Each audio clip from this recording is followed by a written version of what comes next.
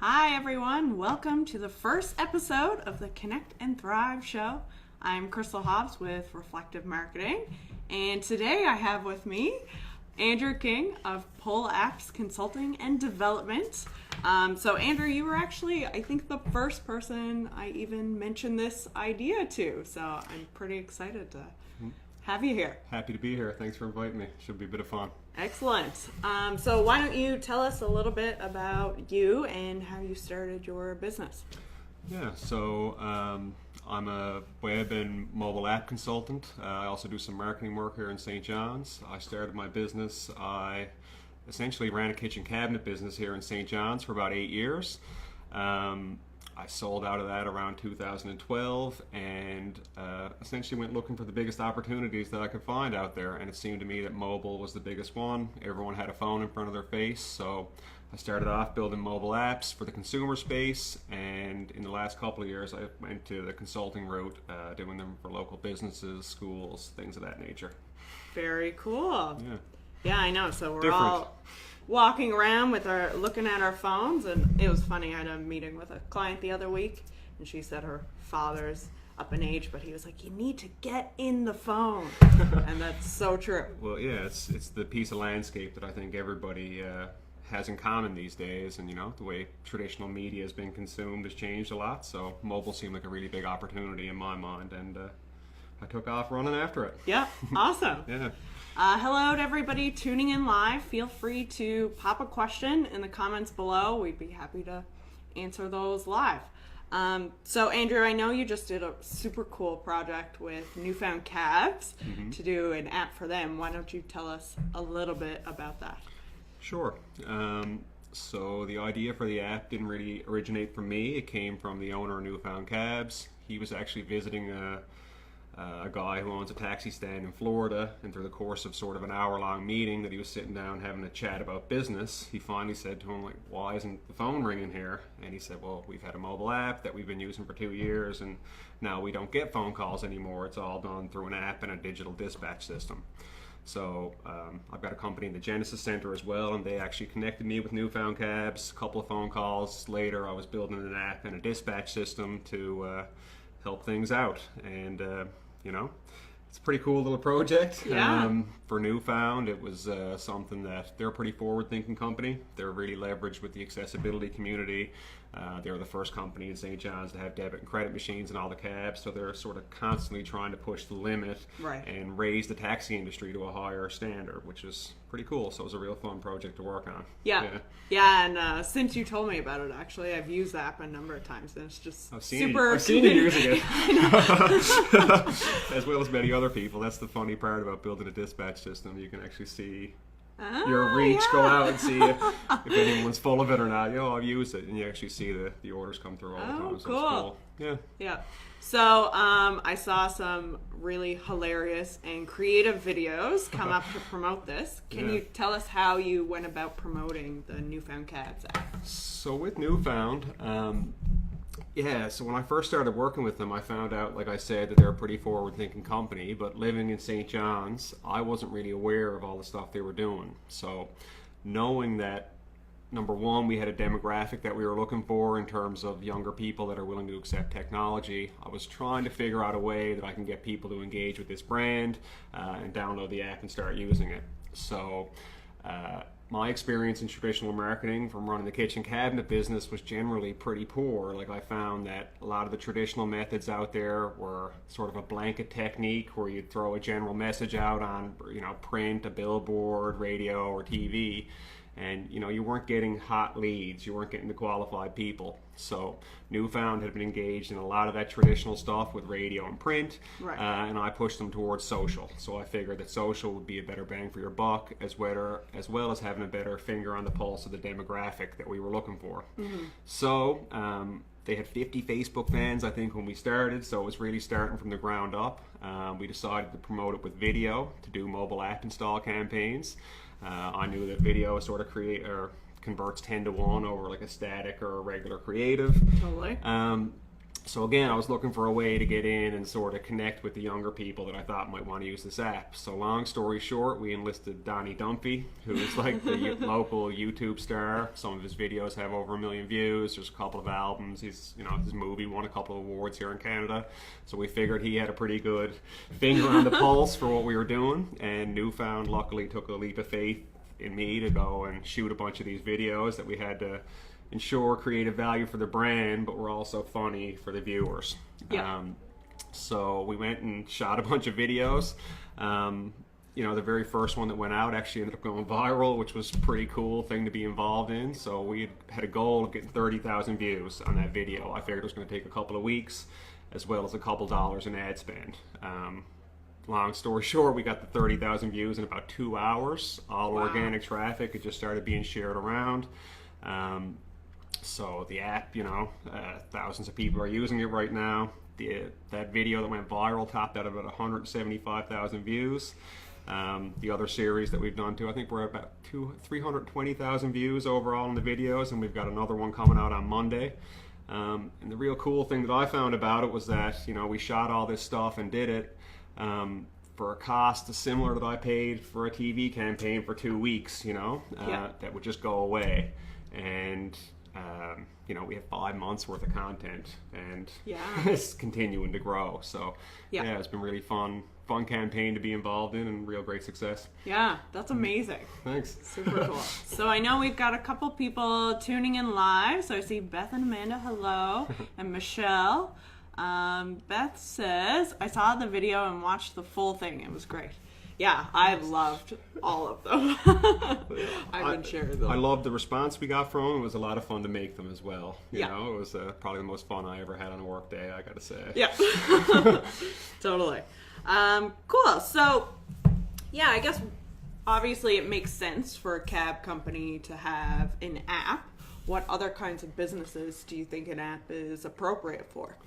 So, I don't think an app is appropriate for every business. If you're selling like big, expensive items like a tractor or an incinerator or something that's probably a one-time buy, like that's not generally conducive to having a mobile app. To me, it's like businesses or organizations or schools that have a message that they constantly want to get out, or if you're looking at getting repeat business. So, on my end, things like I said, restaurants and things of that nature are really good. You have loyalty programs, you can build in mobile reservations and payments, you can offer advanced couponing, you can do flash sales. And the thing I find about a mobile app is not a lot of people are leveraging it around here. They say Newfoundland is sort of 5 years behind the times sometimes, and I've found that to be the case. A lot of people say, well, I've got Facebook and a web page or these sort of things. And to me, the app is the thing that ties a lot of it together. Right. So, a lot of business owners I've found think that you need sort of 1 million downloads in order for an app to be a success. And I would say it's quite the contrary. I've seen cases where you have 200 or 300 people using an app, but they're the 200 or 300 people that really care about that business. Totally, yeah. And, like the 1,000 raving fans ideology, or if you look at 80-20, which says, 80% of your business is coming from 20% of your customers. With an app, you're creating a line of communication with the 20% of the people that care about your business. You're providing them value or utility and giving them a reason to come back, whether it's with, like I said, coupons or flash sales or items of interest. I found a lot of business owners think that it's got to be a lot further than it actually does to be a success. Right. Yeah. Yeah. That seems simple, and it's kind of shocking to me that not a lot of people have really adopted it here. But the ones that have, the forward-thinking companies, have derived a lot of benefit from it. So I would implore everybody out there watching, if you have a business, at least think about it. Yeah, absolutely. Yeah.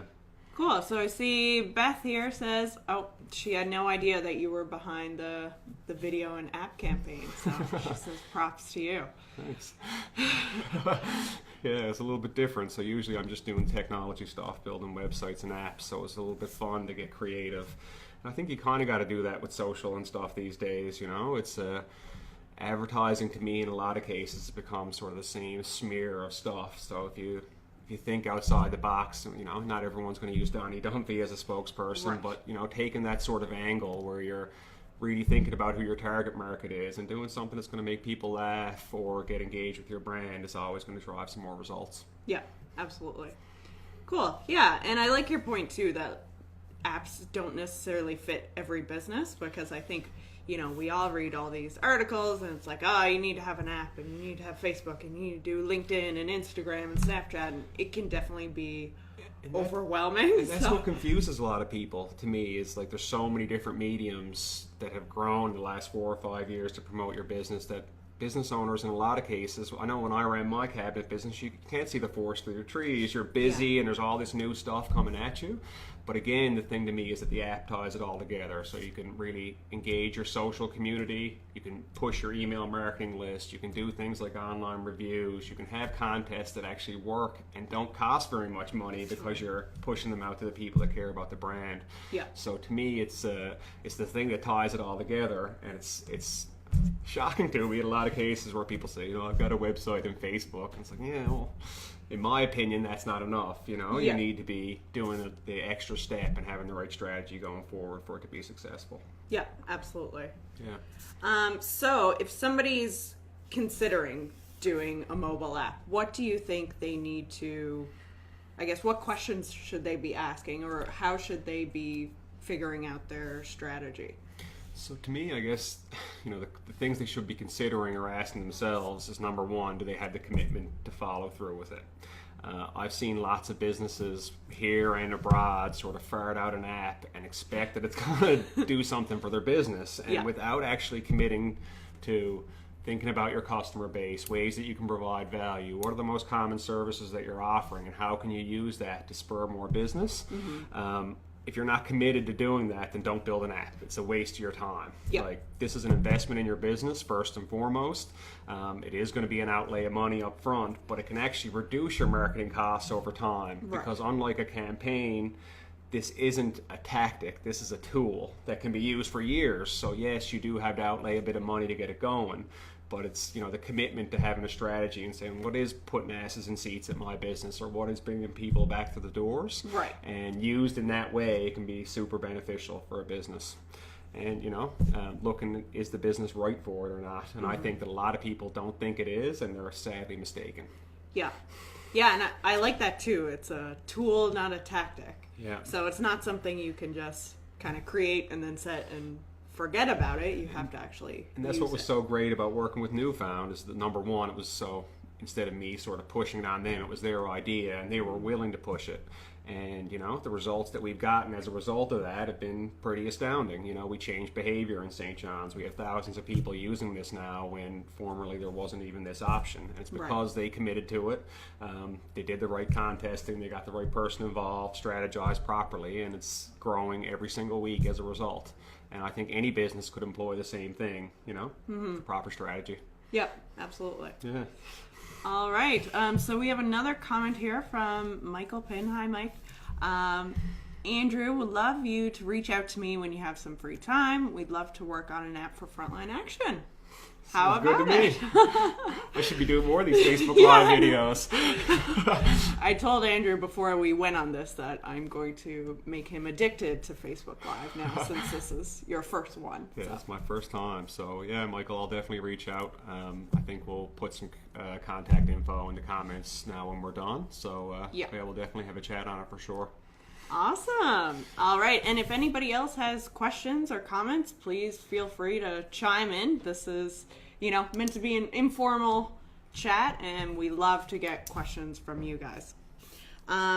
So what is, I guess if you could kind of sum this all up, what is one thing that you wish more business owners knew about mobile apps? One thing. That's kind of tough because there is a lot of things. So I'm going to go 2 or 3. The first would be that, the cost of these things has significantly dropped in the last couple of years. There's lots of new technology out there. I think a lot of people, like when apps first started in their genesis, it was like $30,000, $50,000 to build one of these things, and that's not the case anymore. Especially for most small businesses, like they don't need a 3D prosthetic leg printed. They need basic functions to engage their audience, and you can do those things pretty cheap. Right. Second thing, I guess, would be no coding is really required. So I think a lot of people are scared of mobile technology and how rapidly that is changing. So, a lot of my whether it's the schools I work with or companies, like if you can log into an email account, you can pretty much run my system. So it's not something that you need to be a tech guru to be able to use. And, you know, the last thing I'd say is that engaging people via mobile, similar to what I mentioned about, you know, the traditional marketing and my belief that it's just, you know, gone the way of the dodo and it's not as effective as it used to be, is that Right. like a mobile app can be a tool. Yes, there's an investment up front, but it's something that could actually really reduce your marketing over the long term by engaging the people that really care about your brand. So if you get someone that actually downloads an app, chances are they're, you know, a lover of your brand or your business. And, you know, again, with the 80-20 principle, if you engage those 20% of people, not only are they telling others, but they're returning to your establishment over and over, whether it's a restaurant or personal training or whatever. Yep. Yeah, so it helps you get your message out and makes communication simpler and ties in a lot of different things that are sort of sporadic all over the place, from reviews to social to... Right, absolutely. All right, so you have like 2 minutes if you want to ask another question. But Andrew, thanks so much for being my first guest. What an honor. No sweat. So really cool to talk to you about mobile apps. So if someone wants to get in touch with you about developing their own mobile app or figuring out whether it's right for their business, how should they reach you? So you can get me via email, via my Facebook page with Pull Apps Inc. or www.pullapps.com, and fill out a contact form. I'll be in touch with you pretty quickly. You know, at the end of the day, there's no charge to get a quote going and have a look. To me, again, not every business is suited for this, so, you know, there has to be a few things involved there in terms of the business owner's commitment, the service they offer, that sort of thing. But I think it's worth looking at least for pretty much any small business. So yeah, drop a line, and love to have a chat with you on it and see if there's something there. Awesome. All right, so we'll post a link to Andrew's website in the comments. Thank you, Amanda. There it is. Just like that. Magic. And you can check out Pull Apps Inc. on Facebook as well. Thanks again, Andrew. I guess we'll clue up there. If you have any questions and you're watching this later, you can leave them in the comments, and I'll be sure that Andrew or I addresses any of those questions. So thank you so much for tuning in. Check back with me next Friday. I'm going to have another guest, and we'll talk about a totally different topic. And thanks again, Andrew. I really appreciate you being here. Super cool to talk about mobile apps. Thanks for the invite. Thanks everyone for watching. Cheers. Bye. Bye.